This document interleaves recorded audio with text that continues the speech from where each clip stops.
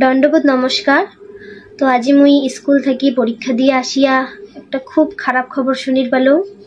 আমার এই আসামের বিখ্যাত শিল্পী, সুনামধন্য শিল্পী সম্মানীয় জুবিন গার্গ এলা কিন্তু আমার মাজদার নাই। মানে বিশ্বাসে হয় না যে উমা আমাক এঙ্কিরি ছাড়ি চলি যাবে। মানে তো আজকের এই দিনটাত উমার আত্মার শান্তি কামনা করিয়া মুই তোমাগুলাক একখান গান শুনাইম। উমারে লেখা খুব সুন্দর গাওয়া গান একখান। তো মোর গানত ভুল ত্রুটি হইলে তোমরা সবাই ক্ষমা করে দিবেন।